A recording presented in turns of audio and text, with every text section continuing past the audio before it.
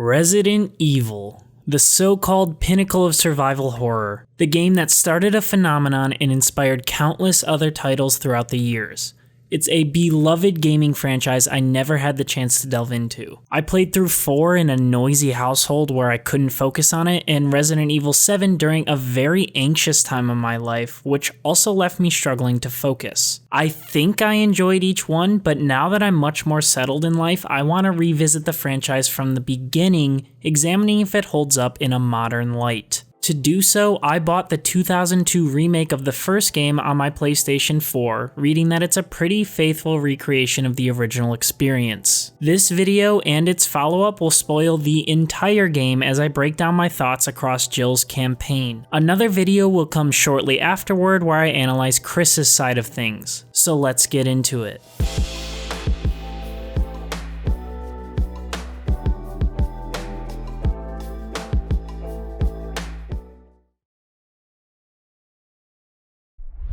I started my first playthrough on normal difficulty. At this time, I didn't know anything about the difference in characters, storyline, or even how the game controlled. I wanted to go in as blind as possible, like I would have as an innocent young lad without much internet access, as I was at the game's release. Resident Evil's intro cutscene is decidedly dramatic, hinting at some strange beings attacking and eating people. As a member of the S.T.A.R.S police force, it's up to Jill to go on and check it out, as the previous squad went MIA trying to do so. Upon landing, Jill and her squad are immediately attacked by zombie dogs, and this toolbox here is apparently the only one who can hit them.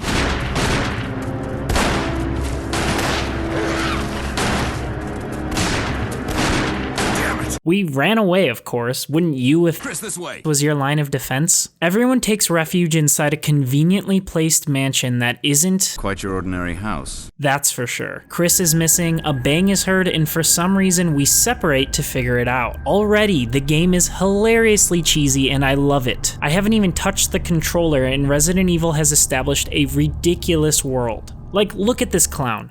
But we've got to find... What was that? Chris? No. Jill, go and investigate. I'm going with her.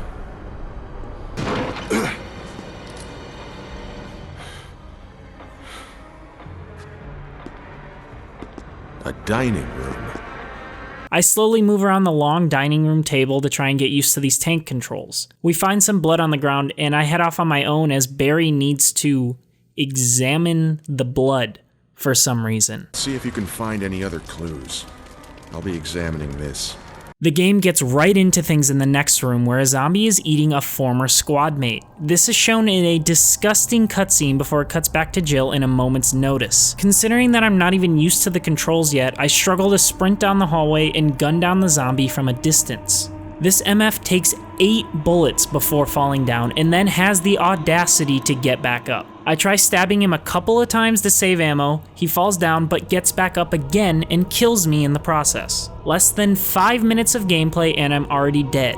This game couldn't give less of a crap about me and this is just the normal difficulty. But that's also a refreshing take. As the so-called pinnacle of survival horror, Resident Evil presents itself as just that. Contrary to most modern games, there's no tutorial. Hints and instructions are peppered throughout optional, easily missed documents. The game assists you at times, but mostly leaves you to your own devices. Even the difficulty levels are open to interpretation at first. I start the game again and head the other way down the hallway instead of face first into hell, but these doors are locked. The game funnels you into this scenario, so this time I just gun him down only to find a videotape near the body. Another zombie appears out of nowhere when I report back to Barry. Wesker disappears, and Barry suggests we split up. I don't know why everyone wants to split up already, it really seems like a terrible idea, but I guess being alone does put the horror in survival horror. Left on my own, exploring the mansion is absolutely terrifying. The game's static camera angles are unlike any modern horror games I've played. Titles like Outlast, Alien Isolation, Blair Witch, and even Resident Evil 7 are in first person. Having scares right in your face is a form of horror in its own right, but this game takes the camera control completely out of my hands. This is a tactic later replicated in games like Until Dawn, but that's a different take on it considering that's an adventure title without traditional combat. My control in that game is in the story choices, but it goes to show just how influential Resident Evil really was. This design choice combined with the mansion's linearity provide a controlled environment where Capcom can choose how it wants to scare me, though I'm given agency with weapons and movement. It's a tough balancing act, but one that's mostly handled with grace. I spend the next hour or so acclimating myself with the mansion, collecting things and double tapping dead bodies while adjusting to these tank controls. I do my best not to waste ammo, but this knife does nothing, man. I gotta shoot these guys. After some more exploring, I come across a death trap that activates when I take a key. There's no way around this without putting the key back, so I make a mental note to return here later. In my search for items, I come across a statue with a blue gem on it. I push it off a balcony and recover the gem while getting hurt in the process. Wounded, I search for healing items and cheese a zombie to death in the process. Along the way, I find a map of the area hidden on top of a statue. This stuff is awesome. Finding a map and slowly discovering my way around instead of being given the entire space ahead of time is a great way to reward the player for exploration. I also appreciate how Resident Evil's map tells me if I haven't 100%ed an area yet. It throws me a bone without giving away too much information, which keeps the game challenging as I have to fight my way back to these rooms and discover what's up. Anyways, I come across this grave I can open with an arrowhead I found earlier. In it is this book of curses that describes 4 masks of evil that, once put together, will awaken an evil. In it is one of the first of many keys to this mansion. I make my way down to a grimy kitchen and fall for the game's first scripted ambush. Trying to walk back up the stairs skips to a cutscene of something charging down the stairs. It's revealed to be a zombie, and Jill backs off slowly as it lumbers towards her. The camera brilliantly cuts from the zombie walking towards her face first back to the gameplay segment, forcing me to react quickly or suffer the consequences. Resident Evil does this all the time, and it's great for keeping tensions high. You can't put the controller down during a cutscene because you never really know when it will cut back to gameplay. At the time, it didn't occur to me that I could have just run away from the thing, so I tried flanking it with the useless knife. Just like last time, that didn't work and I died horribly. I looked up some tips, and many players said to learn the game on easy first and then jump to a harder difficulty. I ended up doing so and restarted the game on this more bearable difficulty like a normal human being would. After catching up to my previous save file, it wasn't long before I was packed with items, but as fans of the franchise know, inventory management is a big thing here. Mine was full and I couldn't figure out how to get rid of some items to pick up others. I thought I was missing something big, but I trudged on knowing this was an intentional game limitation. Eventually I fought my way to a safe room which solved that exact problem with the series staple, the item box. How could I forget? While still a creepy room, the music in the safe room does a great job of easing the tension a bit while still remaining anonymous. The pleasant guitar strings remind me of a town theme in some RPGs, but it's overlaid by some sinister instrument. A flute maybe, that produces a moody echo to keep me from getting too comfortable.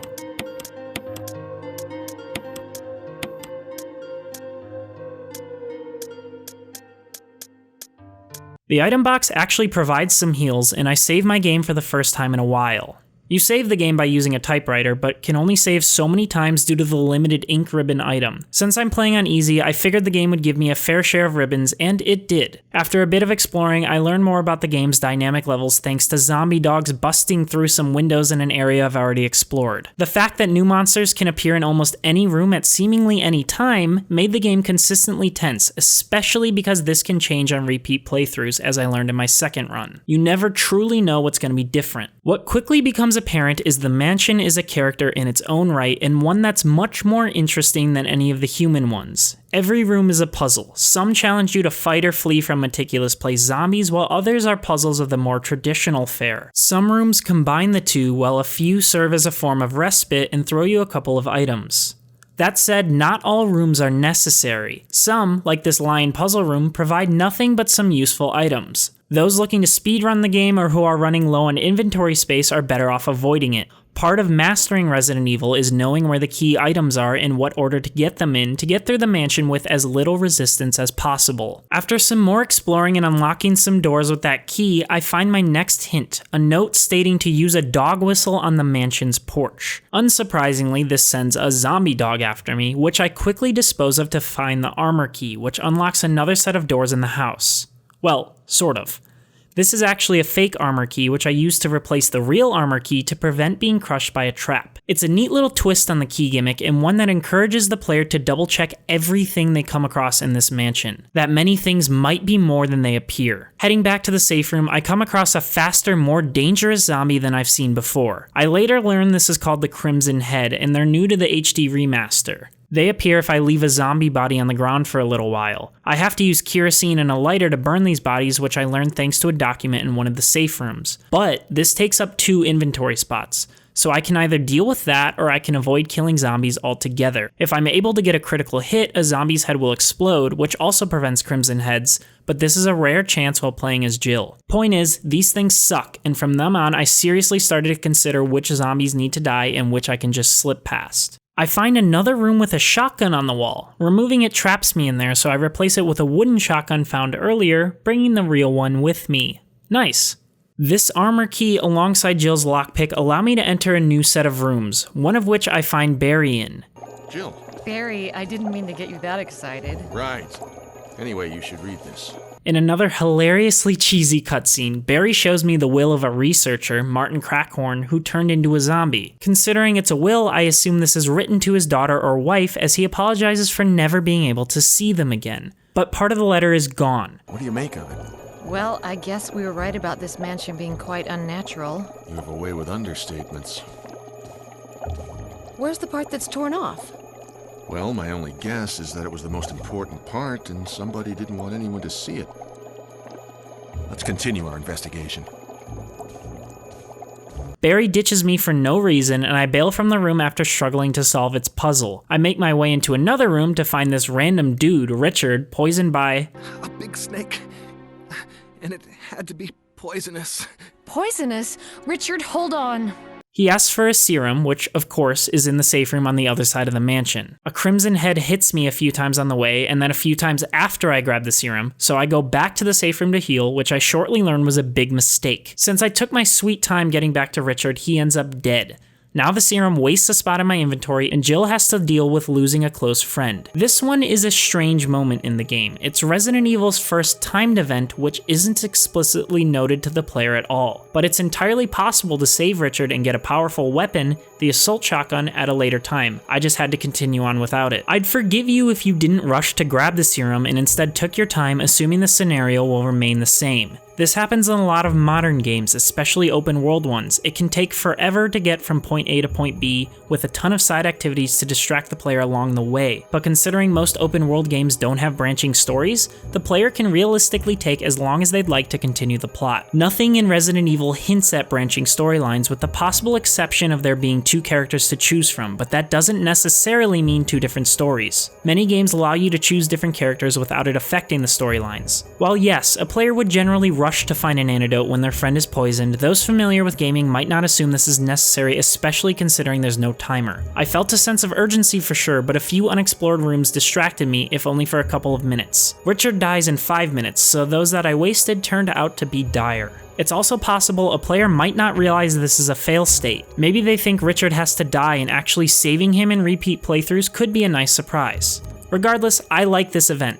It comes completely out of nowhere and can really mess with an ill-prepped player. Maybe they're low on health searching for green herbs. What if they're still not used to the combat? If they've avoided killing zombies, they'll have a much harder time getting the serum and back. The scene with Richard ramps up the tension and tests both a player's combat skills and their navigational skills. But you know what isn't a timed event? Your ability to click the subscribe button. So if you haven't, be sure to click that button down below, and don't forget the bell as well to get notifications for all of my new content. You do want my thoughts on the rest of the franchise, right? Now that you've subscribed, I make my way to the next set of rooms and come pretty close to death on the way. I don't have the damn lighter, so I can't do anything in this kitchen, so I get ambushed by a hidden zombie and bail back to the safe room. More zombies break in through cleared hallways as I rush back to the safe room. I actually screamed out loud at this. I struggle to open a first aid kit I found since it doesn't open at the latch for some reason. I'll get more into that later, but right now Jill is hurt and needs heals, and I don't have any. I do remember some herbs in a relatively safe space above the safe room and get her back to full health. This limited inventory space really adds to the survival aspect. I have to memorize where things are to come back to them later. Jill is not an RPG character that can just carry everything she comes across. She's in a desperate struggle to survive, and that's communicated to the player through gameplay very well. I make my way to a puzzle room that requires me to push sets of armor back into place in a certain order. Games have puzzles like these all of the time, so it wasn't too difficult to discover the pattern. This piece pushes that one back into place, while this one triggers another one to come forward. It's typical stuff, and it fits the theme of the mansion just fine. I'm rewarded with a jewelry box and provided a death mask. This probably goes in that underground grave from earlier, but that's just a guess. I open some more armor key doors and find another outdoor balcony. Out here is a dead S.T.A.R.S soldier with a freaking grenade launcher. I'll take it. Past him are some heals, and of course he comes alive to ambush me, but I'm not stupid. I'm not wasting the grenade launcher here. I boom the former man down with a shotgun and bail. I grab the lighter from the item box and find a music sheet in that kitchen. This should combine with a previous sheet I found in a room with a piano. The sheets combine, but for some reason I thought I needed a third sheet, so I leave it be and prep to handle the bug puzzle from before, bringing with new items this time. I'm dumb and eventually realize I could solve this entire puzzle with the items provided in the room. I need to put the bee hook by the fishing lures and the traditional bee specimen by the other specimens. This makes the bee come alive, so there's zombie bees too. I'm thankful the remake has auto-aim though, so I could kick this bee's ass and grab a wing crest on my way out, but not without a double tap for good measure.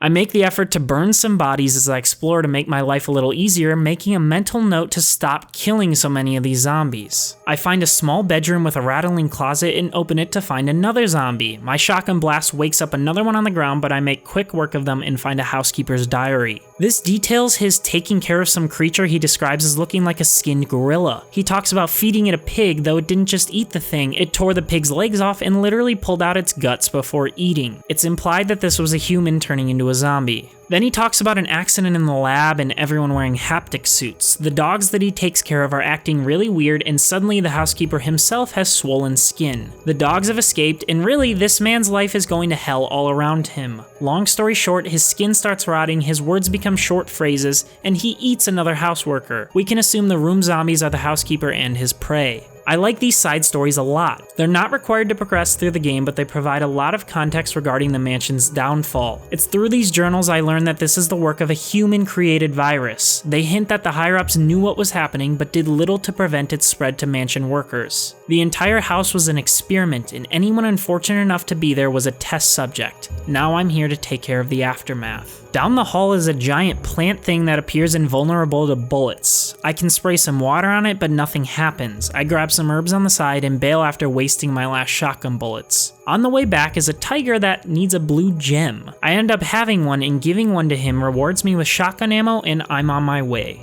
Jill fully loaded. On this easy difficulty, Resident Evil doles out ammo at a good pace, which explains why I'm able to kill almost every zombie in my path, even though I really shouldn't have. This does change in hard mode, but I'll cover that in my next video. The point is, my dumbass grabs a grenade launcher to fight the plant, passing directly over the item called chemical to use on plants in my item box. After wasting some grenades on the thing, I end up remembering the chemical and poison that thing to death. This rewards me with some more herbs and another mask. Good thinking by me. Only took a couple of hours longer than it should have. Of course, now that I've actually made some progress, these zombies that have been bashing at the window in the hallway actually break in and scare the living hell out of me. Of course, things in this mansion can't go too well. I'm lost now. Time for some backtracking to see if there's something I've missed. I never tried the front door, but that turns out to be a mistake.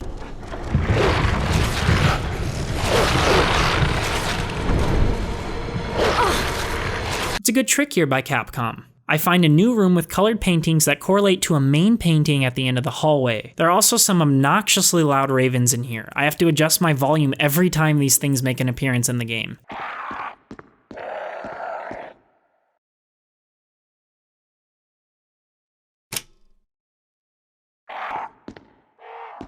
Setting these paintings to the right color opens a back way into the graveyard and provides me with a third mask. Hell yeah, just one more to go.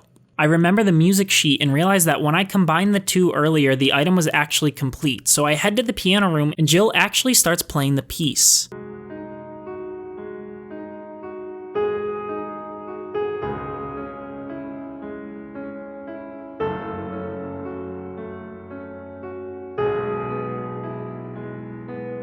Good thing she can play piano, that's really convenient. This opens up a secret door with an emblem and a diary from one George Trevor. It seems important. This dude has been stuck at the mansion for 11 days. Allegedly, only him and one Sir Spencer are aware of the quote-unquote secret of this mansion. It's because of that they may try to kill him, so it's time to escape, but we can assume he doesn't. He mentions that the mansion has secret hideaways, and he also mentions his family, Jessica and Lisa, quite often. They might already be dead and he's losing his memory. The writing is quite disjointed and then it ends. I then realize I need to replace that gold emblem I just found with a wooden one I found from before. I put the gold emblem back where the old one was, which turns the clock in the room into a puzzle. I quickly solve it and this gives me another key, the shield key. At this point, I've opened most doors in the mansion, so there's only a few doors this key can open. This, along with the map, ensure a constant sense of progress despite running through the same rooms over and over again, and knowing which doors are already open keep the pace moving along briskly. The mansion is a big place. Having the player memorize it all right away would have been asking too much. This map is a godsend, and I'm not even religious. I find my way back to that cobwebby door from before, which pits me against a massive snake that I can assume was the one that bit Richard. I screeched and used all of my incendiary grenades to try and kill it. I also find the final death mask in the corner, so I grab that and bail as I was running out of ammo. Apparently Jill was poisoned and passes out, but someone saves her and we wake up in the far safe room. Jill calls out for Barry, Barry?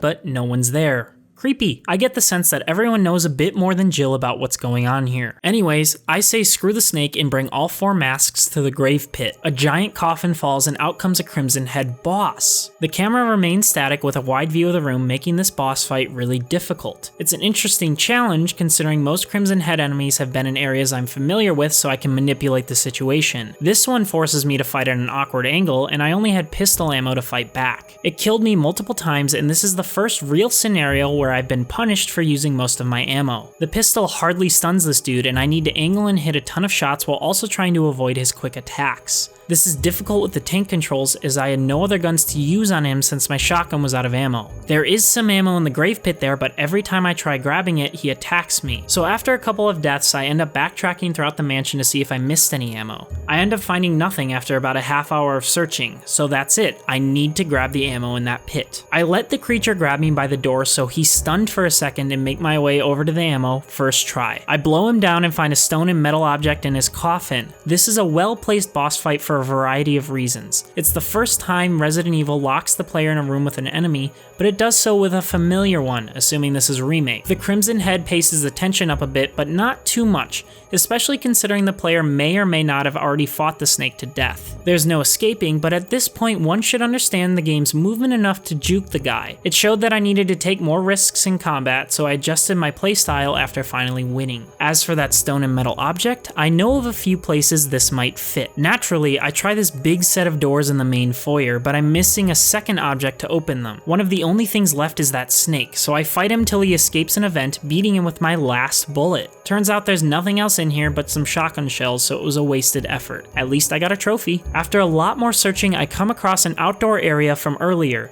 Turns out this object can't open a door there, and I find a ton of ammo and health for good measure. I leave through one door and find a linear pathway into the woods. There's a pretty neat memorization puzzle to solve that leads me to a graveyard, and I'm attacked by ravens as I find a gravestone puzzle. I obviously need the wind crest, which I already had on my person since it was similar to the stone and metal object. It was a lucky coincidence here. This gives me 3 more crests to insert in the opposite grave, and I'm rewarded with a Magnum revolver. Hell yeah. I also appreciate the placement of this puzzle because it forces the player to understand how examining an item works. Introducing a menu segment in a relatively calm area after a big fight is a good move. The path then takes me to a little hut towards the edge of the property. Here is a fresh fire and a safe room. It's honestly quite a vibe. In the back I find a crank and we hear the door open, which is just the worst sound.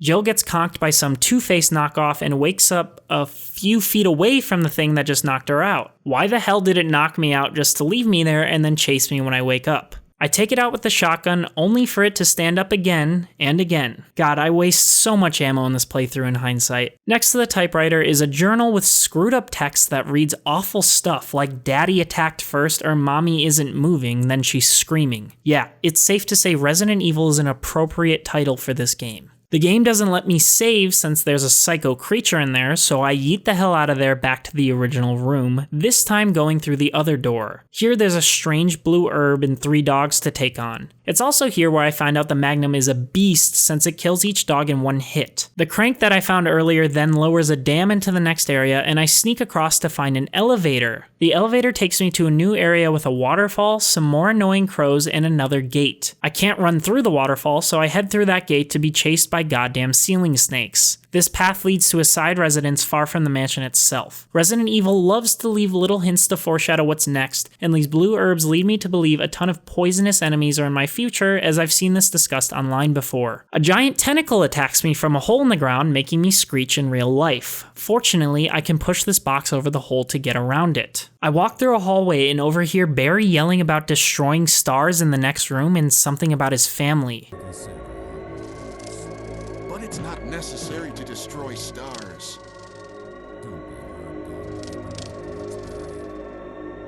What about my family?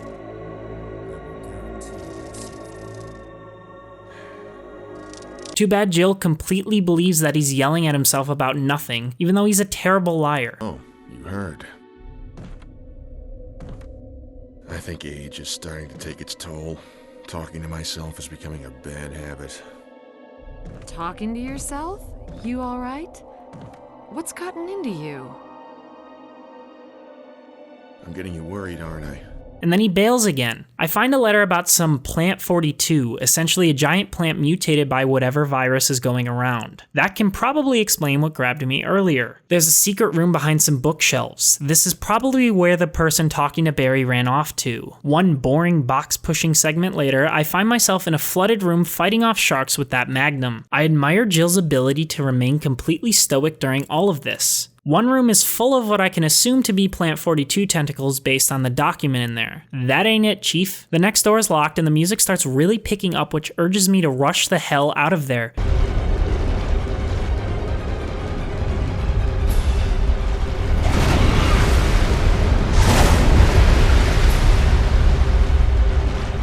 Good thing I do, because a giant shark tries eating me as I narrowly escape. I tase a zombie like a complete badass that somehow got in the Barry room, only to get pranked by a giant beehive hidden behind a map of the area. Something I love about this game so far is the variety of ways to ramp up the tension. While this initially feels like a simple zombie game, the last 30 minutes or so have introduced plant tentacles, a giant shark, surprised me with a big beehive, and let's not forget about that invincible monster hag. The first half of this quote-unquote zombie game from 1996 has more scares than most modern horror titles. I can totally see why Resident Evil grew into the franchise it is today. Speaking of enemy variety, the next room also made me scream thanks to a spider dropping down and blocking my only exit. I probably could have fought it, but I was too shaken to do that. I just wanted to bail. I dodge around it till the door is clear and I get the hell out of there. I explore a bathroom and I find a key that will actually open up a door that's next to this area's safe room. And in there is a dude who hung himself. This game is relentless. He left a suicide note, and honestly, after reading it, I don't blame the man for ending it before being turned into a zombie. Imagine being trapped in that situation. Then I walk into this room's bathroom to hear what sounds like a rope tearing. Turns out that dude is still alive. He didn't even get to avoid being a zombie. What a fate, man. I grab a key from this bathroom and bail the hell out. This key is for a control room, which I'm pretty sure is in the flooded area with the sharks. This time, I wreck those MFs so I never have to face them again. The control room puts me on the same level as the massive shark, which is only a little scary. Turns out whoever was here before failed to drain the water. The shark picks up on me trying to do the same and smashes the glass to try and stop me. Emergency. Unknown source of pressure detected. Locking all doors to achieve maximum safety. I'm put in a timed puzzle, rushing to lower the pressure to fix the drain situation. Fortunately, a document in this room tells me exactly how to do that, so I finish up pretty quickly, and that shark is finished. Also, I finally figure out how to open that first aid kit. You have to examine it at the top, but not at the latch for some reason. I'm not sure why that is. Anyways, I make my way to that giant shark's carcass and try to grab an item only for it to flop up and knock that item over.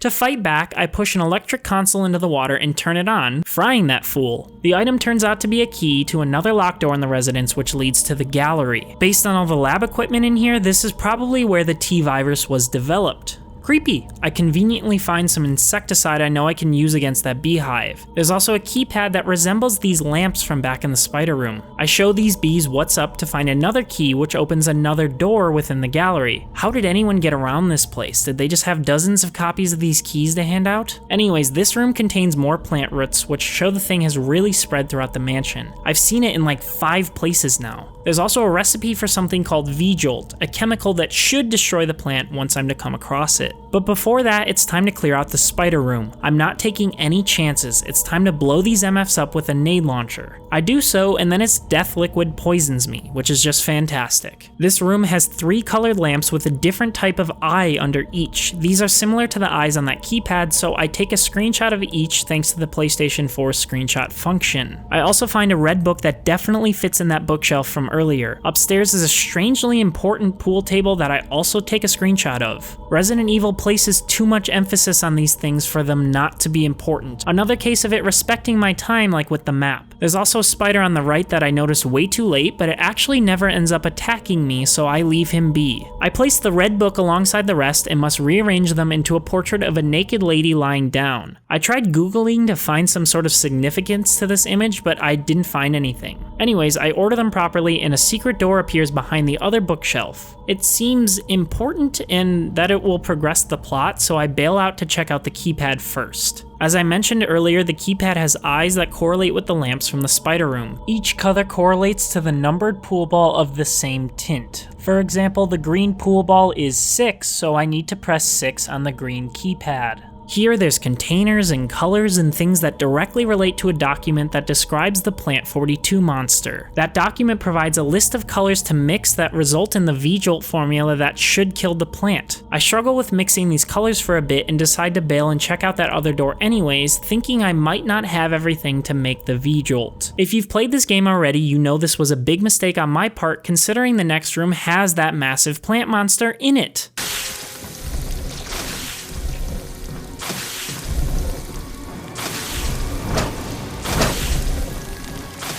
The door behind me isn't working, so I'm forced to juke past the thing in some sort of escape, unequipping my weapon to run faster. It's with this I go back to the chem room to try and mix things once again. Properly mixing the V-Jolt takes longer than I'd like to admit, but after infecting Jill with some undoubtedly permanent brain damage from the gas, I finally get it done. It's time to bust a plant. I try initially going through the room I went through earlier, but the book is removed and that door is just gone. I wouldn't be surprised if Barry's shady ass removed it to try and get me trapped in there. Anyways, I already unlocked another path, and it's here I realize I actually have no idea how to use the V-Jolt. I try activating it at all these different angles as the plant pisses out poisonous pus onto Jill. None of that works, so I leave the room to roam around a bit, and looking at the map, I actually remember the tentacles by the shark area. So I make my way all the way back there, and sure enough, that's how I actually use the V-Jolt. I should really be writing these locations down. I'm hoping it actually kills the thing, but I'm doubtful. I'm also a little surprised there are no pickups in this room. I get back to the plant and find that it actually is dead. Well, kind of. It grabs Jill in a surprise attack right as Barry runs through yelling, What the hell is this thing? Despite having a freaking flamethrower in his hands, which really makes me think he was prepared for this or something. Barry roasts the thing.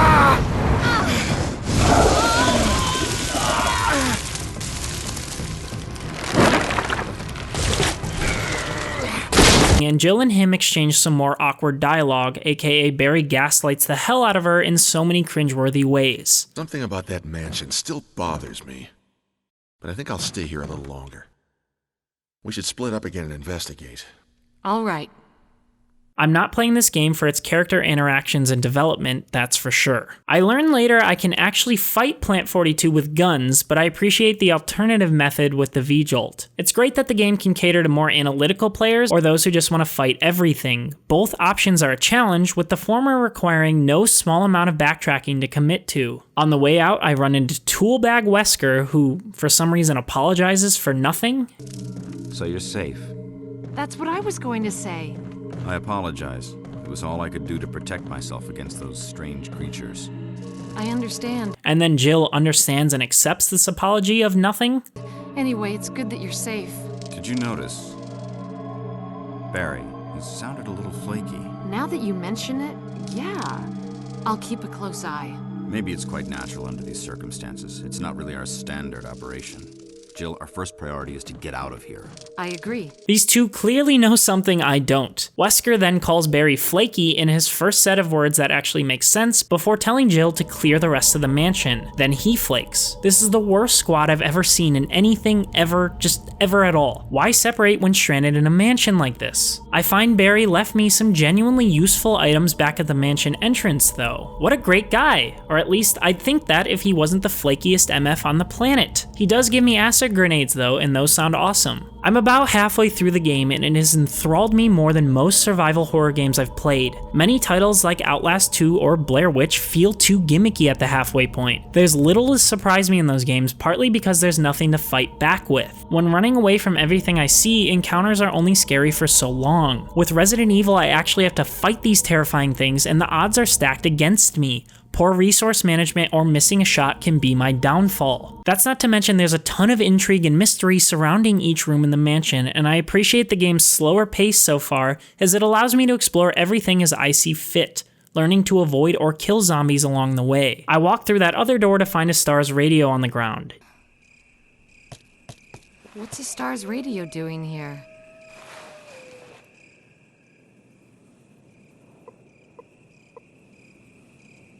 Let's hope the thing still works.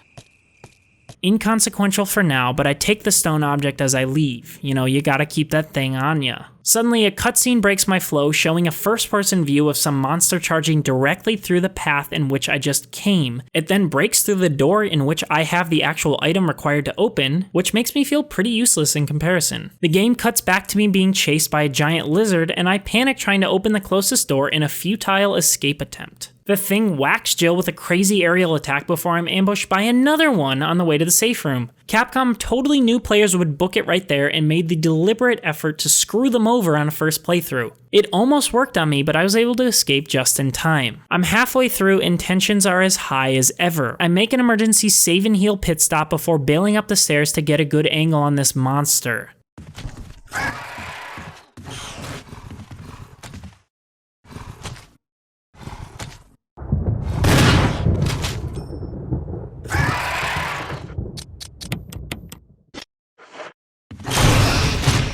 After a tough encounter with the shotgun and grenade launcher, I retreat to another room to be faced with yet another puzzle. This is a pretty simple one that asks me to push a statue through some closing walls to open the next door. So far, Resident Evil has had a decent balance of item-based puzzles and one I can solve without too much thought. Considering everything I've just been through, this basic puzzle is a nice breather before what comes next. The puzzle leads to a pit with a golden emblem before I discover a big grave covered by a notebook. Opening it tells the story of a desperate attempt at escape by the mansion's designer George Trevor. Turns out this gravestone right here is his, and he came across the thing while alive. Trevor's grim last words are praying for his family's safety, who are somehow involved in all of this. What he apparently missed is that this gravestone covers a ladder into an underground tunnel. Resident Evil plays more of its camera tricks here by jumping to a giant spider in this claustrophobic room. I take no chances and explode the thing with my grenade launcher. I clear the rest of the room with my shotgun and find a map. Turns out I'm in the mansion's basement again. A couple of zombies and a power generator later, I loop back around to the kitchen. Now that the power's back, the elevator is working and I take it to a hidden area on the second floor. There's a few collectibles and a battery, which I instantly realize belongs back in the mansion courtyard. For now though, it's time to unlock all the doors I missed. A rather tedious puzzle has me gathering gems from 2 mounted animals, but more interesting is the discovery that the S.T.A.R.S crash was all planned. I find this out thanks to a document sent to the mansion's chief of security. Apparently the group was meant to gather S.T.A.R.S combat data by having us fight something called the BOW. It then mentions a tyrant before instructing the chief to dispose of all test evidence in a laboratory, as well as stage our deaths as an accident.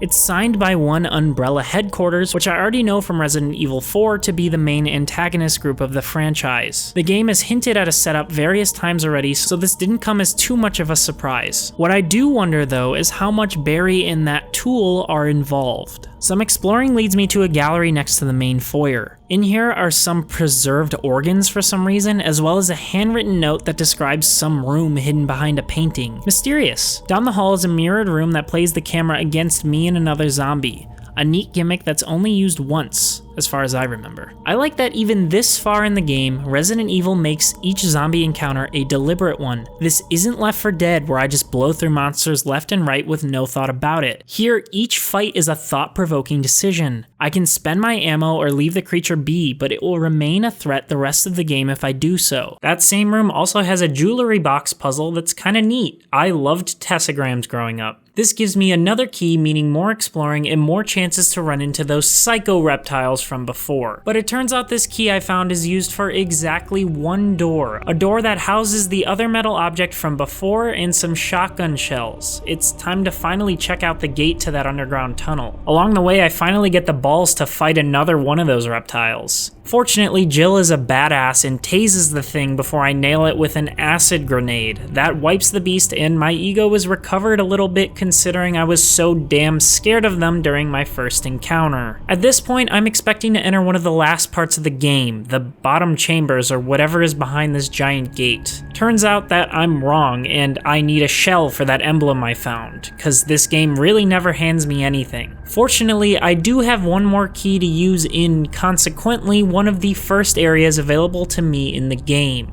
The hallway with the armor key. This unlocks a library where that snake from before is waiting to ambush me. Smart snake. Much like with the spider, the snake blocks my exit, forcing a fight. I do some damage and work it around the exit so I can leave to grab heals, only to be ambushed by 2 more reptile things. Like, come on, man. I waste a couple of shots, but Jill's continued badassery keeps us alive. I'll never get over the fact that she can just tase these things and get up like nothing happened. I go back and beat the snake with my trusty grenade launcher, and another book provides me with another emblem thing. Unfortunately, this is not the iron shell I was looking for, so I'm still lost. After about a half hour of wandering, I remember that battery from before, which I can use in the courtyard. On my way there, Jill fails to contact the helicopter pilot over that broken radio. This is Brad.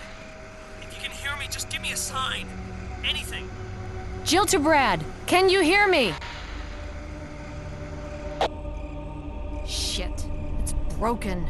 During my play, I thought this was a pretty useless scene, but I later realized it's here to keep the overarching story in mind. The pilot is hanging around to pick up any stragglers, we just need a way to contact him. It provides some sort of end goal instead of just roaming around the mansion mindlessly. That battery powers an elevator, providing an alternate way around that dam from the beginning of this area. This eliminates the waterfall, which in a very gamey trope has a cave behind it. The very cave George Trevor mentioned in his diary by the grave. It houses some collectibles, a safe room, and Enrico, another S.T.A.R.S trooper that confirms something shady is going on here. But why? The S.T.A.R.S are finished. Someone is a traitor. Umbrella set us up. He's then assassinated in what might be Jill's most absurd moment in the game, and yes, I'm including the apology to Wesker for absolutely nothing. Enrico is shot during their conversation, and instead of turning around to defend herself, Jill just keeps looking at him. Like, what if the shooter targets you next? Don't you want to see who it is? She finally looks back an agonizing amount of time later, and the shooter is gone. Imagine that. Jill assesses the killing as professional and finds another hand crank before moving on. A reptile jumps out on the way back, which scared me not only in the moment, but made me yell again when I was reviewing footage for this script. After Indiana Jonesing past a boulder, I get absolutely destroyed by a giant spider, only to kill it a second time in a relatively simple fight. All I had to do was kite the thing with my magnum. I cut up some webs in the only scenario in the entire game where this knife is useful. The next room nicely provides some blue herbs to cure any poison and a map as well. One boulder later, I find myself in another puzzle room requiring me to rotate a statue to fit it into a slot. This puzzle's a little dry, but one has to commend Resident Evil for rarely repeating any puzzles. Some puzzles might use elements from others, like pushing a statue around, but each provides something a little different. With all of this experimentation, some challenges will struggle to entertain more than others. That's just the nature of game design. But I do applaud Capcom's restraint when it comes to repeating scenarios just to pad game length. This puzzle rewards me with a cylinder that fits in with a switch in another room. That powers an elevator, and right when I'm about to use it, Barry appears, just in time after all the hard work is done. The noise I heard brought me down here, but I didn't expect to find a place like this. Have any idea as to what might be at the bottom? There's only one way to find out. We take it down, and surprise, Barry sends me off to investigate a sound while he stays back to secure the area. What the hell is that sound? It could be a person. Jill, go check it out. We had enough surprises for one day. I'll stay here and secure our escape route in case something happens. Okay. Together, without Barry, Jill and I discover that the invincible hag from before is now roaming around in circles in this cave. A lever activates some kind of weapon holder, but I've nothing to put there. I find a cargo transport system next door, which I use to send a box to a press that I found earlier. With nothing else to do, I head back just in time to find Barry escape up the elevator. He doesn't say anything, no evil cackle or snide remark, just bails on up out of there. I understand there's some sort of betrayal going on here, I do, but my god, these characters are just the biggest memes I have ever seen. Barry leaving is hilarious, truly. Watching Jill just yell "Barry!" as his stoic ass just floats up made me bust out laughing. I can't wait to see what ridiculous way they use to deal with that. But Barry can be handled later. Right now I need to crush a box. In that box is an understandably broken flamethrower, and it's a shame I can't use it, but it is immediately obvious what this is for. The weapon holder. It's funny because I actually tried putting the shotgun on the hooks first since I originally found the shotgun in a similar state. But I'm pretty sure that's what Capcom wanted you to think. One busted flamethrower later, I'm away from the invincible hag. For now. Instead, I deal with what might be the most unsettling room in the game. A place littered with dolls and chains and the true horror, upside down chairs. So many upside down chairs. A flooded tunnel leads to a bedroom, and it dawns on me that someone used to live down here.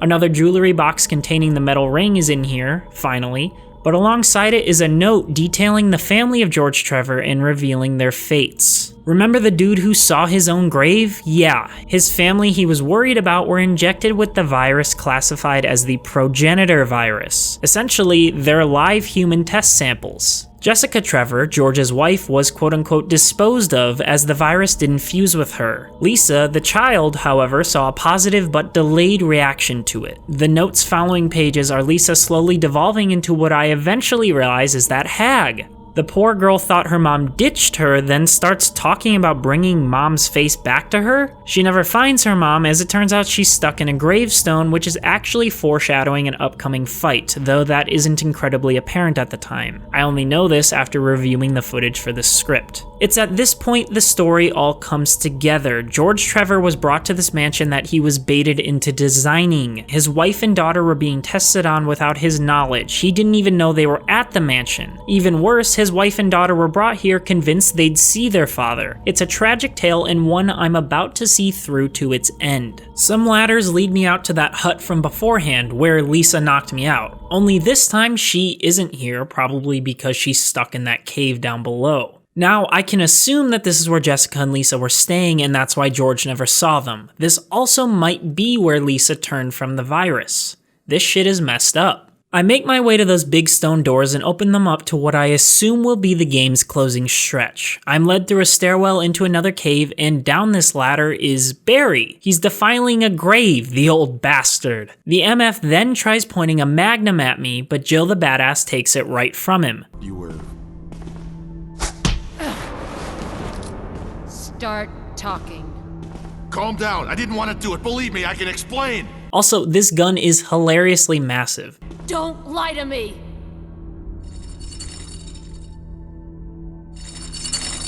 But anyway, our confrontation is interrupted by Lisa herself in what becomes the game's next boss battle. Thing is, I have Barry's Magnum. The game gives me the choice to keep the gun or refuse to give it back. I like this a lot. Despite Barry's deception throughout the course of the game, Resident Evil allows me to decide if he should be forgiven or not.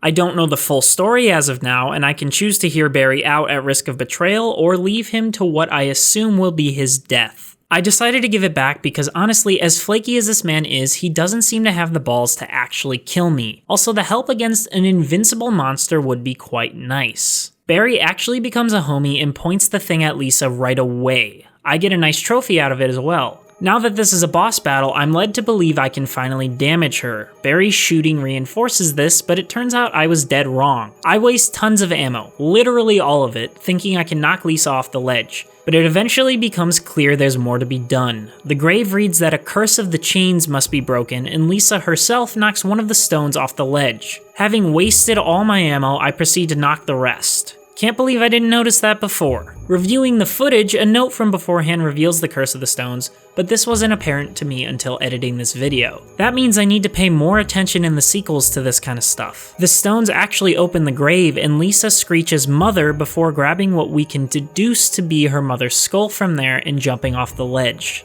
That's the last we see of her, even if Barry thinks otherwise. I don't believe that thing's really dead. She wanted her mommy's face, and mommy's face she got. Overall, I enjoy this fight. It's not a typical guns blazing boss fight. We already got that with the Crimson Head and the Snake. I also like the last minute decision making. The game has given me no reason to trust Barry here, but leaving him to die would have meant fighting Lisa alone. Barry's shots saved me from damage more than once here, as him stunning her gave me ample time to push the stones off. Though I'm disappointed from a plot perspective, Barry does not confess in the slightest. Instead, they separate again. Now, Resident Evil hasn't exactly been explaining itself so far, but even in the cheesiest of universes, Jill should have demanded why he put her life in danger multiple times now, and even pointed a freaking gun to her face. I was and still am dumbfounded, especially because he pulls something again later, but we'll get to that when the time comes. Examining the grave again also provides Jessica's input on the tale. It's her dying letter to Lisa. She claims her thoughts are failing her, that they only return when given quote-unquote nutrition shots by the men in white. These writings devolve into escape plans where they'll pretend to be unconscious and bail when no one's looking. Unfortunately, we can infer this doesn't happen. Resident Evil storytelling could have gone a number of ways. It could have had flashbacks which show these scenes happening. It could have featured expository dialogue from random characters or videotapes or a million other things. But Capcom's decision to hold the lore in these found notes, whether due to design limitations or by choice, or a little of both, adds to the suspense and makes for a much more memorable experience. We've seen the aftermath of these situations. We know what happened, but we're slowly piecing together how it happened. It's entirely possible for players to miss this as well if they aren't paying too much attention to the notes. These small clues build up the world we're experiencing without taking agency away from the player. They cater to the strengths of video games, telling a tale with interactivity rather than trying to shove a movie into an interactive experience. While there is a time and a place for that type of design, I'm happy it isn't done here, and I think the game is stronger for it. I'm also aware that Resident Evil 0 goes into these events in detail, though I'm not sure of the public opinion on that game and would rather wait to play it myself to decide how that alters my view. An elevator takes me out of the crypt and leads me to a fountain with two circular holes to fill in. These obviously belong to the emblems from before, which I go back and grab. Armed with just 2 magnum shots and 4 pistol, the fountain opens an elevator into the game's final area, the underground laboratory where everything went down. Fortunately, there are no insane enemies to face right away. The first few areas have traditional zombies that are difficult to avoid but don't provide too much of an issue. Some documents detail how the virus works, basically that it reconstructs the body as the host lays unconscious. The whitecoats called zombies VACTs, and detail the creation and entrapment of the Crimson Head boss as well. What's really unsettling though is the frozen bodies and x-rays in the various rooms. There's no telling if anything will reanimate, but my only choice is to move along cautiously. At least there are decent amounts of health and ammo around. One room has a note to someone named Ada, who I remember as a character from Resident Evil 4. It's written by a man named John, who I assume is her father or husband, considering he refers to her as Dearest in the letter. John is infected and hopes that Ada can escape to tell the world of the accident that went on here. The note also informs me of everything I'm supposed to do next. Log into a terminal, find some codes to unlock some doors, and activate the lab's self-destruct sequence. Nice. There's a neat x-ray puzzle in the same room that asks me to line up patient names alphabetically, then analyze which parts of their charts are growing red. This is then referenced with a main x-ray, and by taking the first letter of each part on the patient's x-ray, I spell out the word cell, which is used to open a door at the terminal. At said terminal, with the username as John and the password as Ada, I unlock 2 doors and blow a former scientist's head off before discovering some sort of fuel container that appears pretty relevant. The room also contains an MO disk machine that asks for an M disk. I didn't know it at the time, but this is tied to an optional subplot that requires 3 disks found by exploring the mansion. I happen to have all 3 just because I tried to solve every puzzle, though players who blew through the game a little faster wouldn't be able to do so. Of course, they could head back to the mansion to find them, but that level of backtracking is pretty tedious. Anyways, finding the 3 MO machines in the lab will open the door to where the opposite main character is imprisoned, which I'll get into a little later. Back in the lab, I find a fax from the Raccoon Disaster Contingency Committee, which I learned through research is an Umbrella subsidiary. The fax states that the T-virus might be worse than initially thought. Most of the research team was infected at the time of the outbreak, and even survivors were starting to show symptoms eventually. Mass media coverage is bound to happen, and the quote-unquote subjects are going to escape. Of course, there's the "despite this tragedy, we were successful" science line that happens with every human manufactured virus in any piece of art. Then the note recommends taking action against the S.T.A.R.S team that's sure to get involved. The other room contains a projector I can use with a slide deck that I found beforehand. It contains names and designs for most of the creatures I fought, like the hunter lizard creature or the Cerberus dog. And then there's the development staff of the Bioorganics Weapons Research Group, aka the team who built this virus. And is that Mr. Toolbag himself? Wesker? Probably. The slides end with a serial code 8462, which correlates to a pad on the wall. The room also contains a note revealing that Wesker was in fact part of that research team, as well as a breakdown of the laboratory. Yet another moment I didn't really notice until going back over the footage for this video. Again, these slight additions slowly build the world without pulling control away from the player. Cutscenes don't come in unless they're absolutely necessary, and as someone who already struggles enough to focus on anything due to ADHD, that's a fantastic touch. The code from before opens a secret room containing yet another key. There's also a screen to view Kenneth's film from the very beginning of the game. I gotta be honest, I don't see the point of this footage. It's just a clip of yet another person dying to a zombie. It doesn't add anything to the world or the plot. There's no crazy reveal or intense action sequence. It's just a trained soldier missing his shots as a zombie lumbers over and eats him. I watched the clip multiple times to be sure of this and got nothing out of it. The lab key unlocks another creepy room downstairs, and right away I'm put off by this incessant hissing.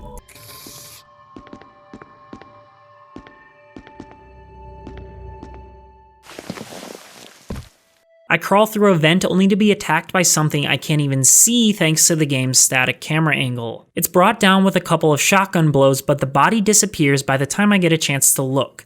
Then some ridiculous creature with giant spider legs on its back comes out of the vent I was just in, and I blow its head off with the Magnum. I can safely assume that's the thing I just killed from beforehand. This is the area where patients were operated on. There's a bloody operating table, jugs of random materials, surgery equipment, and tables of body bags. Another MO disc machine is here as well. The next set of rooms houses the final safe room, and one I'm incredibly thankful for. Remember that fuel canister? I have to lug it all the way back here while being chased by an endless amount of those spider things. Oh, and I also can't sprint, or it will explode. It's a really neat challenge, unlike anything else in the game, but one that's actually much easier to complete than I thought it would. There's really only a few rooms to move through. At the same time, Jill's walking speed is pretty slow, so I guess making this part any longer would have been agonizing for the player, so I guess I'm okay with the short length. I finish this up with no problems and activate an elevator a few rooms over and find the final MO disc machine as well. And oh, look at this, here comes Barry with the guilt trip.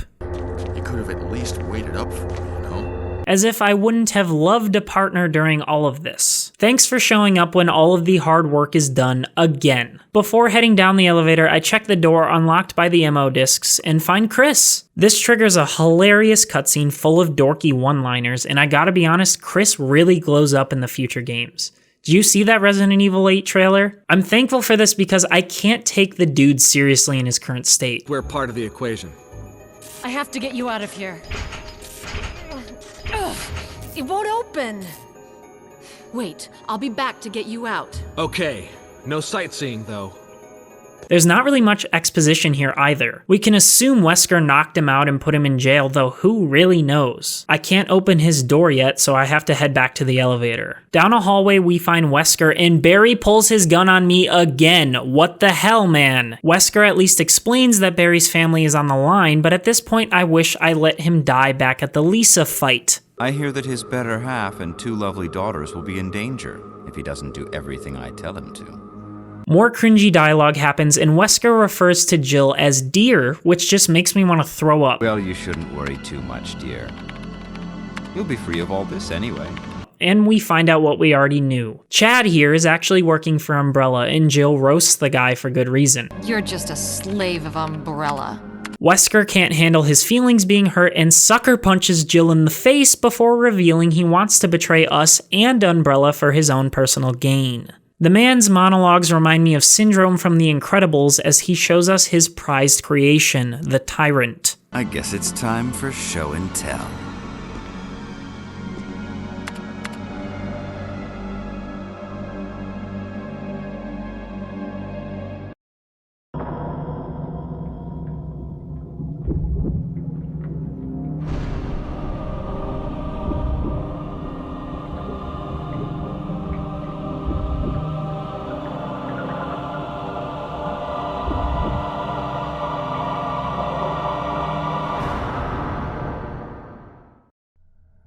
It's magnificent. Fortunately, Barry actually toughens up and comes to my rescue, shooting Wesker twice and choosing friends over family.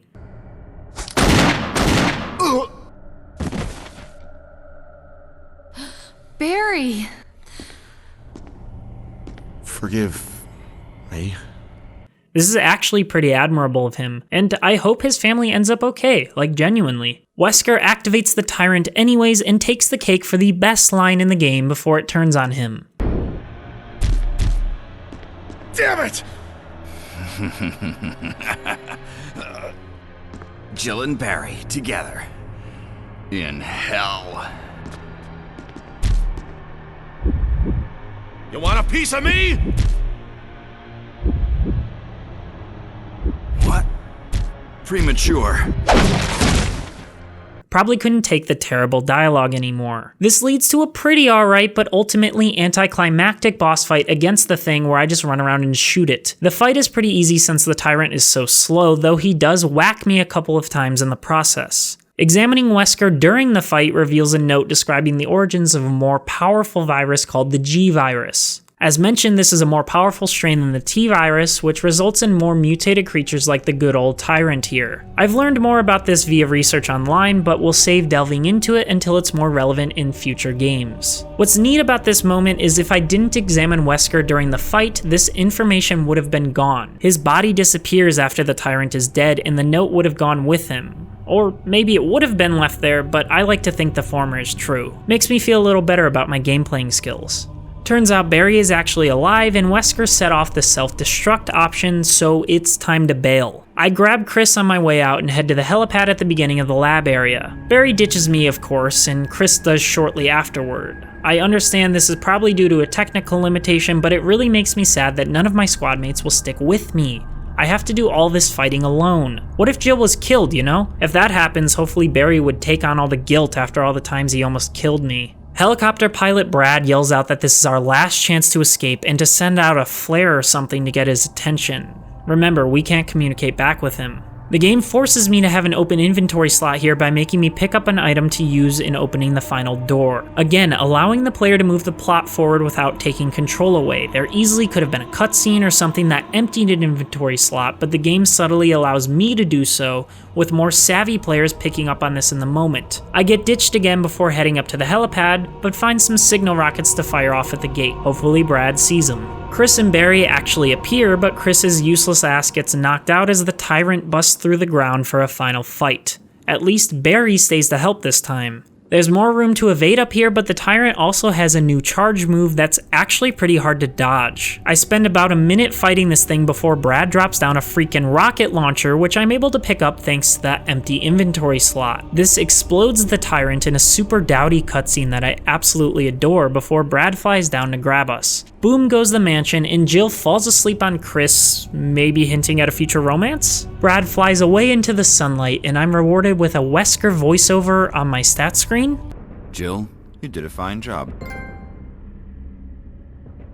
That's a little eerie. Turns out I wasted too much ammo and killed more monsters than I should have, but that's what happens in a first playthrough. I won't spoil it here, but those numbers go way down in my playthrough with Chris. So I'm finished with Jill. All in all, that was a great experience. I didn't expect to like the game as much as I did, and it was genuinely horrific at times, which was also pretty surprising. Like seriously, how masterful is it that Capcom can scare me all of these years later after I've already played so many modern horror games? There's a fundamental understanding of the medium here that many other titles lack. With Resident Evil, interactivity and player input are key. The challenge ramps up at a fantastic pace, and the limited inventory space paired with the intentionally cumbersome tank controls prevent the player from ever getting too powerful. I'm constantly thinking on my feet and having to react to different combat scenarios, which are balanced by slower puzzle sections. It's the Mario platforming equivalent of survival horror in the action genre in general. The game is a snapshot in time. Resident Evil 7 proves that this design can still work today, even with a different perspective. As for the plot, the cutscenes and dialogue are severely lacking, even if their meme potential is ridiculously high. There's a lot to be desired when it comes to Umbrella, Wesker's motivations, and all that, though I'm sure I'll see it in the game's sequels. That said, the world building is a massive strength, with all of the notes and environmental touches throughout the mansion. This space has absolutely been lived in, and there's no doubt that shit went down here. And again, Capcom favors the player by making the lore mostly optional, allowing those interested to stop and read the details while more action-oriented players can skip past them. This is also great when replaying the game. My next video will go through Chris's campaign, but only the parts that are significantly different from Jill's.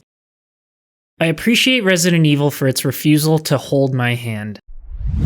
Playing through the game as Jill, there was almost no way I could complete it on normal in a first playthrough. I had no idea what I was doing, and Resident Evil absolutely punished that. Even after switching to very easy mode, the game was a fantastic challenge that I couldn't wait to get through on a higher difficulty. Now that I understand how everything works, it's time to play through normal mode on a more difficult character, Chris, who I tried to play through in one sitting. The original Chris looks like kind of a dweeb. Like, this is the guy you want protecting you from zombies? Nah, we're gonna go with the buff look. I'll be skipping the intro so I don't repeat myself from the Jill parts. This critique will only cover the unique aspects of Chris's campaign, brushing quickly through the stuff that's covered in both campaigns. If you want my thoughts on the other parts, be sure to watch the previous parts of this critique. From the second we enter the mansion, things have already changed. It's not Jill that's gone, as one would think, since Chris is gone in her campaign. Instead, Barry, good old Barry, has disappeared. We hear a shot, and with Jill's good wishes, Chris is off to investigate. By himself. With a knife and no gun. Remember, Barry comes with Jill in her story. Another immediate change is Chris's inventory having a limited 6 slots, as opposed to Jill's 8. This is largely why people recommend playing Chris on a second playthrough, as you'll have a much better understanding of the mansion and which items are most important. You can plan your routes much more efficiently so the neutered inventory isn't a problem. Chris also has a lighter at all times, freeing up an inventory slot and all but eliminating the threat of the Crimson Head, since I can burn dead bodies all the time. Since I'm playing on normal difficulty now, that's simply fantastic. The zombie interaction happens, and I run back to the foyer to find both Jill and Wesker gone. Wesker? Jill? Where did they go? Thankfully, there's a gun on the ground so I don't have to knife it out for the foreseeable future. I grab the map on the statue and get ambushed near the defensive knife item. Nothing we haven't already seen. However, I'm much more aware of ammo limitations and the like in this playthrough, so I don't waste my bullets and instead let the guy be. I do my best to juke out that mirror zombie by the arrowhead, only to get wrecked. Fortunately, Chris has more health than Jill, so I should be able to take more hits. That said, I'm playing on a higher difficulty level, so his health might be lower or the same as hers. Then I try knifing the guy to see if Chris's knife is any stronger than Jill's. It's still a big mistake, and I lose more health. So I head out to the graveyard and notice the shotgun ammo is being guarded by a big zombie. He ends up attacking me on my way out of the grave, but I dodge, grab the shotgun ammo, and bail the hell out. I'm really feeling that inventory limitation this time around, as I don't have any green herbs to heal Chris, and I can't pick any up. With full pockets, I make my way to the safe room on the west side of the house. Back in the mirror hallway, I gun down my first zombie on the way there to try and reload my pistol, hopefully opening up an inventory slot for heals. I juke out another zombie on the way there and make my way inside. Hearing that theme for the first time is super reassuring.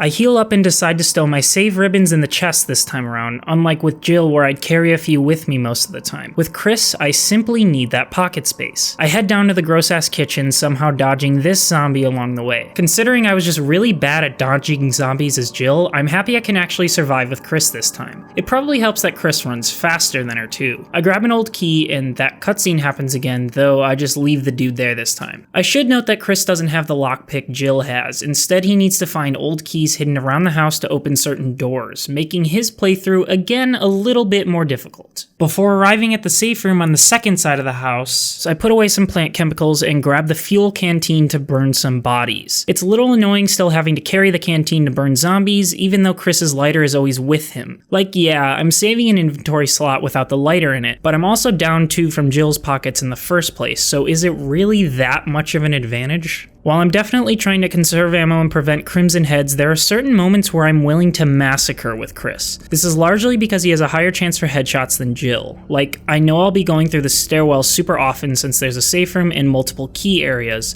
so I make a point to actually fight the zombies here, blowing off one of their heads in the process.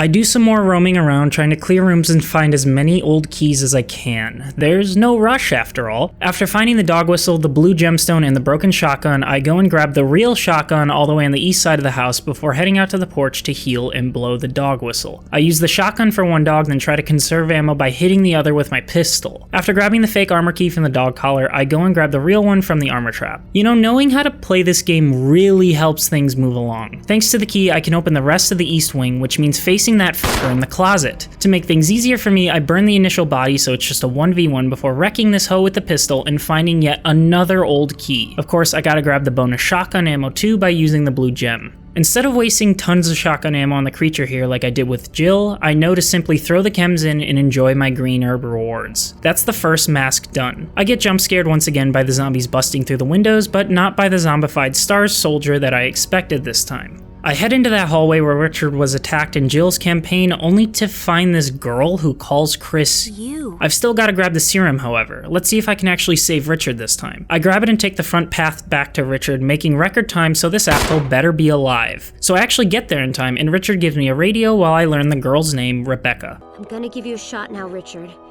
Hang in there. Here, take it. It's a radio. Take care of yourself, Rebecca. Richard. We head back to the East Wing safe room while Chris gives Rebecca a freaking gun to defend herself before she claims they'll come after me. Anyway, I solved that armor puzzle by randomly pushing the suits since I'm still not sure of their actual order, but second mask acquired. Wesker leaves me some ammo in the east side safe room. A legend for sure. He's totally doing this because he's a good guy. That bug room is still super creepy, but hey, I've got the Windcrest now. I find yet another old key in the bedroom across the hall there as well. Through the Richard hallway is yet another zombie, and the kitchen which which houses a music sheet. Since Chris has a lighter on him at all times, I easily solved the puzzle, unlike last time, which required a ton of backtracking. Back at the West Wing safe room, Rebecca treats my wounds, which is a huge plus since Chris can't always carry heals with him. It's here we learn for the first time in Chris's campaign that Umbrella might be involved with what's going on at the mansion. It turns out the medicines in the safe room are from Umbrella, the biggest taxpayers in Raccoon City, which is kind of ominous. Umbrella? Don't you know? They're only the biggest taxpayers around here. They make most of these medicines right here. Homegrown in Raccoon City. I find the other piece of sheet music in the piano room, and Chris tries playing it wide-eyed as all hell, but it ain't good. He's not a natural musician like Jill. Fortunately, Rebecca just happens to come through and can play it for us, though she needs a little time to warm up. I waste some minutes busting zombies and checking in on Richard. He's still passed the fuck out, but at least I can grab a few heals. There's also another old key, but I can't find where it goes. Anyway, Rebecca has had enough time to practice now and plays so beautifully that the hidden door opens. Practice makes perfect. What's this? Rebecca really worries about me moving a few steps over and placing the old emblem where the new one was, but it's all good. Were you all right in there? Yeah. I solve the clock puzzle again and get that sweet, sweet key. It's time to find the other masks. You know, I'm quite pleased at how smoothly this is going compared to my first playthrough. Players weren't kidding about getting to know the game first before playing hard mode. I finished the colored painting puzzle next and grabbed the third mask in the cemetery, also finding a use for that last old key I grabbed. Alright, it's time to take on the big snake. Or so you thought. I simply grab the mask and bail since I don't actually need to fight the snake. That's what a knowledgeable playthrough will do for you. Every mask is now in my possession. I grab the shotgun shells from the graveyard and place the masks on their respective faces. Since I know what I'm getting into this time, I beat the Crimson Head on my first try, though he gets a few hits on me for sure, just enough to make me panic. These two zombies in the hallway have really been pissing me off too, so I gun them down for good measure. It's time for the northern tier of areas. The stone and metal object goes in and the door opens, and I'm treated to tons of heals just like in Jill's campaign, only I have much less inventory space to carry them this time. There's also the flash grenade defensive item that only Chris gets. This thing is awesome. It's a defensive item that blows a zombie's head off. Nothing super unique, but I'm a fan. Instead of Barry warning us of the monster in chains this time, it's Wesker. Respond. Wesker? Monster in chains. Treat. Not says. Away from woods outside the mansion. An interesting little aside considering Barry has essentially been a non-factor in this playthrough. He also doesn't mention that guns are ineffective like Barry does, instead saying to retreat from it. If Chris was your first playthrough, you'd have to find out the hard way that guns don't work on that thing. Past the gate puzzle is the wind crest, which I forgot. You may remember I accidentally had it on my person as Jill, but with Chris, I didn't even have the foresight to keep that thing on me. I know there's a safe room in the cabin though, so I head that way to grab the crest. Dealing with the monster is no less scary, though I don't waste my time fighting it, juking it out in the back instead. I get the Magnum and head the other way from that heals room and get contacted by the helicopter pilot to bring awareness back to the game's main mission. I remember the crank ahead of time and enter the residence. Knowing ahead of time that this place is packed with enemies, I bring 3 guns and prep to clear it out. Since Barry apparently doesn't exist, there's no moment with him in the bedroom. So I quickly grab the key from the tub, find the hanging dude's bedroom, and light the candles in the bar room, making sure to grab that red book on the way out. I even feel so confident that I don't take out any of the spiders, which bites me in the ass on my way out. I leave the heals there so I can return and grab them later and submerge into the underground lab. Richard is here where the shark is, looking absolutely worse for wear, and sacrifices his life for me in a really overdramatic scene. Chris, stop! No!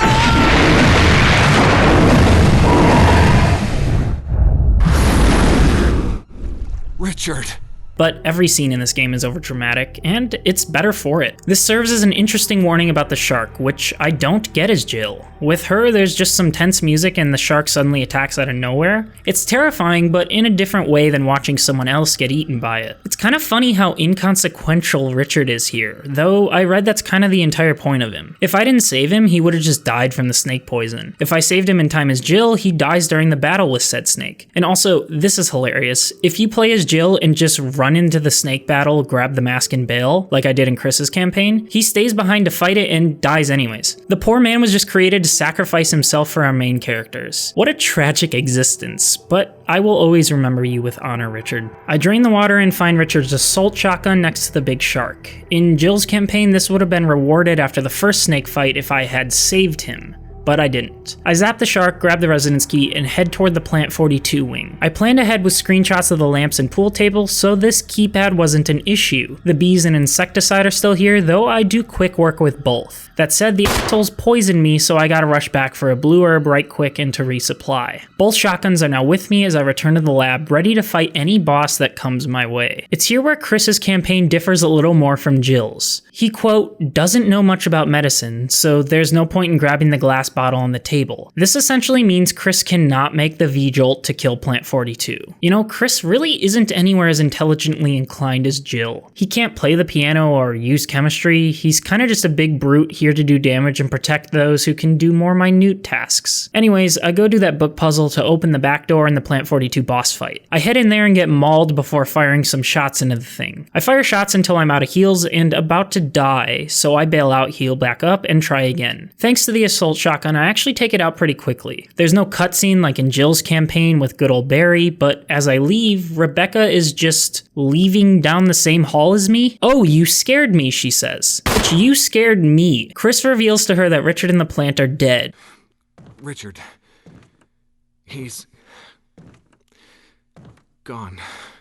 Chris blames himself as he could have done anything to prevent Richard from throwing himself into a shark's mouth. Also, they forgot to put a space in between watched and out, so good job, Capcom. As a writer, I have to notice these things. Anyway, Rebecca claims to have found a pharmaceutical room, even though I'm the one who found and unlocked it. Before going in, I head back for heals, and it's Wesker. I know what you're up to this time, thanks to Jill's campaign, but I can't do anything about it, which is kinda sad. Wesker sounds super disappointed that I'm still alive. He claims our plan is to explore the mansion more and that he'll take over at the residence. An overall pretty useless conversation where Chris learns absolutely nothing. I also learned through my research that if I let Richard die from the venom, I would have taken control of Rebecca when Chris got grabbed by Plant 42 and have her make the V-jolt. But since I was a good boy and saved him, I have to fight Plant 42 myself.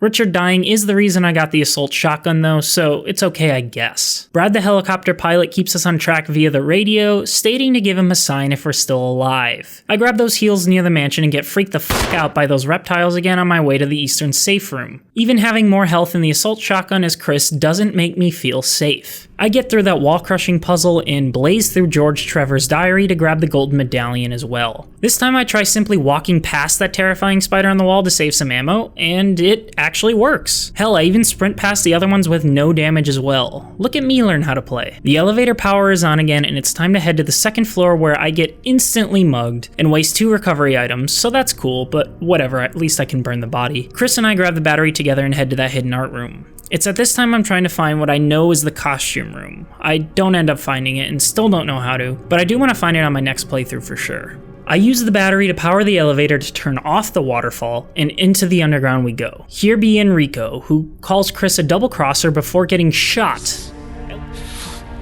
What happened?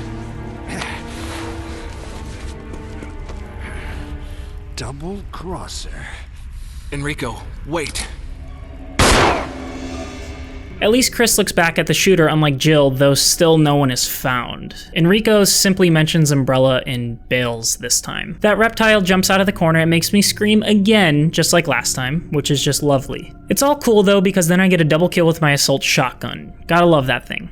Chris turns the rocks over with his big ol' muscles and oh, what's this? A working flamethrower. Nice. I'll leave it for now, but we'll come back for it. Epic dodge roll aside, I try to get through the spider room without wasting any ammo, but it ain't going well for me, so assault shotgun it is. I use a few rounds to hold the spiders off and break my way through the webs. The thing poisoned me, but I got those blue herbs on deck in the next room. I do notice there are no green herbs though, like there were with Jill. I wonder if that's because I'm playing as Chris, or because I'm on a harder difficulty. It's probably the latter. I pick up the courtyard map and see the rest of this area revealed. Chris and I dodge the next boulder to find some first aid, which is exactly what I needed. There's that bothersome puzzle room which gives me the cylinder to finish off the elevator puzzle from the start of this area.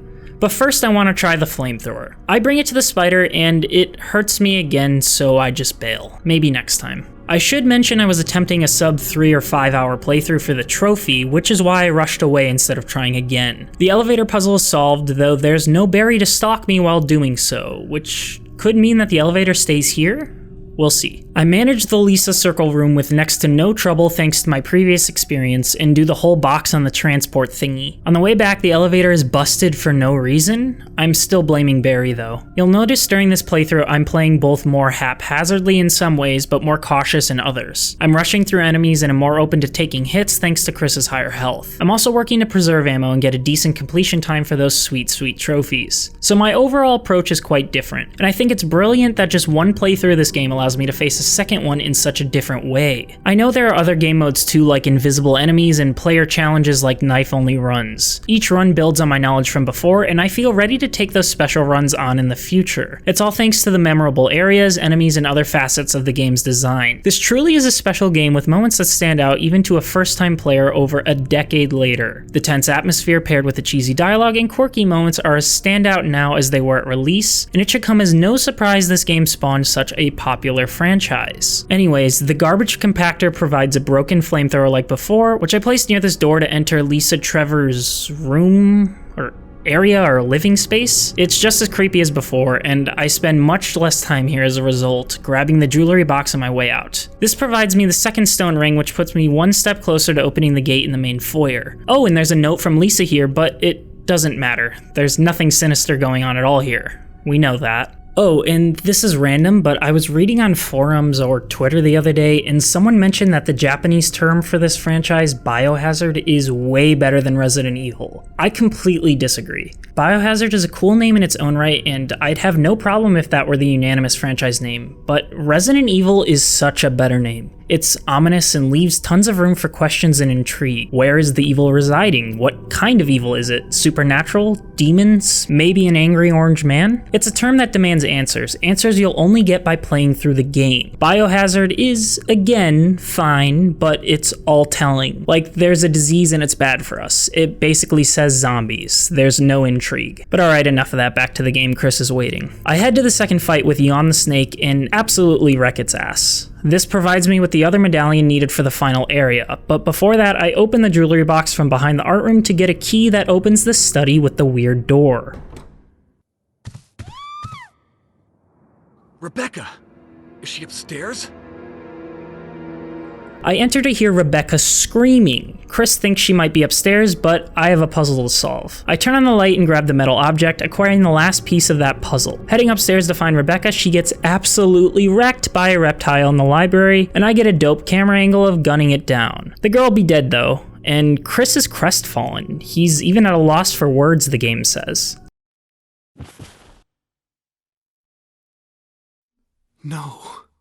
Apparently if I was faster, I could have saved her in time. It's the same thing that happened with Jill and Richard. I'm just sorry I'm not faster, guys. There are too many decisions presented at once, and I just have too much to do. Maybe in another playthrough. Anyways, it's time to head down into the deep unknown using the metal objects. We head down the ladder to find Wesker with an absolutely fantastic line. You're a bit of a mess up. Chris, take a piece of the action. It's a much faster and less dramatic moment than choosing to let Barry live or die, but it's alright, I guess. Knowing what to do, I quickly finish the fight and read the note from Lisa's mother once again before speaking with Wesker, who claims that he'll investigate this area a little further.